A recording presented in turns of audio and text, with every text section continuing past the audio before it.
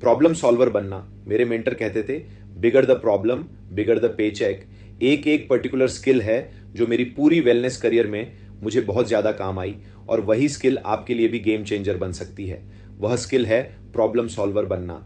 एक सिंपल बात याद रखो, जितनी बड़ी प्रॉब्लम तुम सॉल्व कर सकते हो उतना बड़ा तुम्हारा रिवॉर्ड होता है वेलनेस कैरियर में।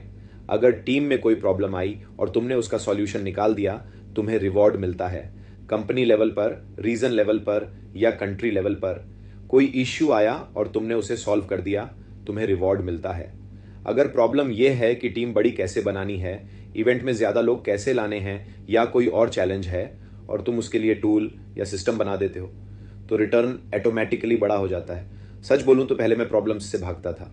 प्रॉब्लम दिखती थी तो पहला रिएक्शन होता था, ये मेरी प्रॉब्लम नहीं है। फिर धीरे धीरे मुझे समझ आया कि कुछ ना कुछ तो करना ही पड़ेगा। मुझे लगता था मैं प्रॉब्लम सॉल्वर हूं, और मुझे पता है मुझे ऐसा क्यों लगता था, क्योंकि मैं अपनी प्रॉब्लम तुरंत किसी और को दे देता था। जैसे ही प्रॉब्लम आई, ले भाई तू सॉल्व कर, और गेस करो कौन एक्सेप्ट करता था? एक रियल प्रॉब्लम सॉल्वर। वो बंदा प्रॉब्लम सॉल्व करता था, ज्यादातर रिवॉर्ड उसी को मिलता था। मुझे थोड़ा बहुत फायदा मिल जाता था, लेकिन मैं हमेशा वीक ही रह जाता था। मैं डिपेंडेंट बना रहा, इंडिपेंडेंट नहीं। याद रखो, जितने ज्यादा प्रॉब्लम सॉल्वर बनते हो उतने ज्यादा इंडिपेंडेंट बनते हो।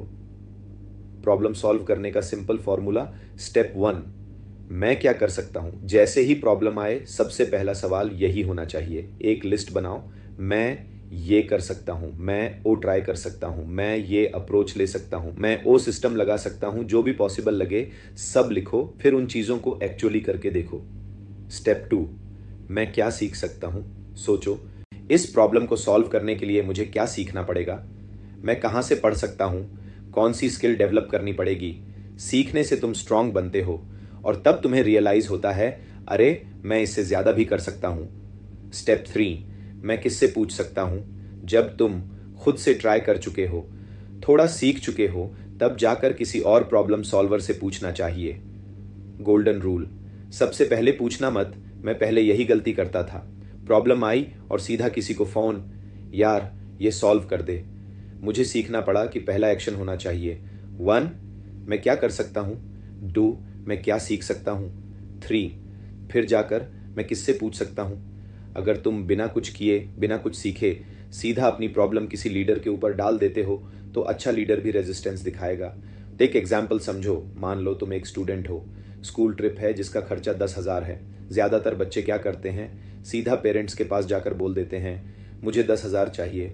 अब सोचो, अगर बच्चा ऐसे आए, मम्मी पापा मैंने ये किया वह किया, मैंने चीज़ें बेची, छोटा काम किया, पूरी कोशिश की, बुक्स पढ़ी, वीडियो देखे, सीखने की कोशिश की, मैं 3,000 तक जमा कर पाया हूँ, रिसोर्सेज खत्म हो गए हैं, मुझे सिर्फ 7,000 और चाहिए। मैं खुद से करना चाहता था पर पूरा नहीं हो पाया, क्या आप मेरी हेल्प करोगे?